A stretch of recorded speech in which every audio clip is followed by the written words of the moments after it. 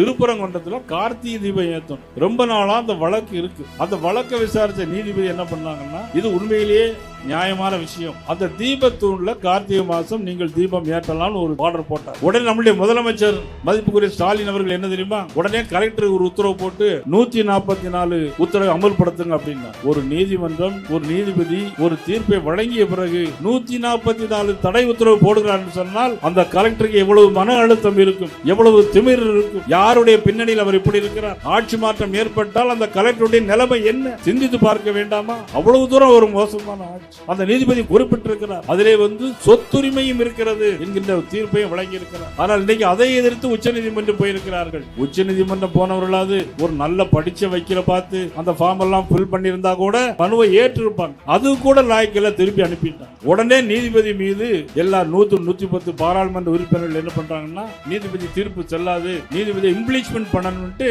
பார்லிமெண்ட்ல இன்னைக்கு குரல் கொடுத்துட்டு இருக்கிறாங்க. இன்னைக்கு அமித்ஷா அவர்கள் குடுன்னு கொடுத்திருக்கிறார். எல்லாரையும் அண்ணன் எடப்பாடியார் அவர்கள் முதலமைச்சர் கலைஞர் இறந்து போகிறார். ஆனால் பாட்டாளி மக்கள் கட்சி ஒரு தீர்ப்பை வாங்கி இருக்கிறது. யாரேனும் இனிமேல் கடற்கரையில் யாரையும் புதைக்க கூடாது அப்படின்னு ஒரு தீர்ப்பு இருக்கிறது. அது பாட்டாளி மக்கள் கட்சி வாங்கியது. ஆனால் அண்ணன் எடப்பாடியார் சொன்னார்கள், எனக்கு கடற்கரையில் யாருக்கும் இடம் இல்லை. புரட்சி தலைவர் புரட்சி அம்மாவுக்கு பிறகு அங்கே யாருக்கும் இடம் இல்லைன்னு சொல்லிட்டார். அன்னைக்கு உடனே கோர்ட்டுக்கு போறார். கோர்ட்டுக்கு போன உடனே கோர்ட் உத்தரவு இடம் கொடுக்கணும் அப்படின்னு சொல்லி உடனடியே எடப்பாடியார் என்ன செஞ்சார், கோர்ட் உத்தரவை மதித்து கலைஞருக்கு அந்த இடத்திலே புதைப்பதற்கு மெரினா கடல் இடம் கொடுத்தவர் நமது முன்னாள் முதலமைச்சர் அண்ணன் எடப்பாடியார் அவர்கள். நீங்கள் நீதிமன்றத்தை மதிக்கிறீர்களா? இன்றைக்கு யாரும் மதிக்கணும். நீதிமன்றத்தை அவமதிப்பதே உங்களுடைய நோக்கம். ஆளுநருக்கு எதிராக ஒரு தீர்ப்பு வந்தது, அப்பொழுது நீதிபதி நல்லவர்கள் என்று சொன்னீர்கள். இப்பொழுது உங்களுக்கு எதிராக ஒரு தீர்ப்பு வந்திருக்கிறது, அப்போ நீதிபதி மோசமானவர்.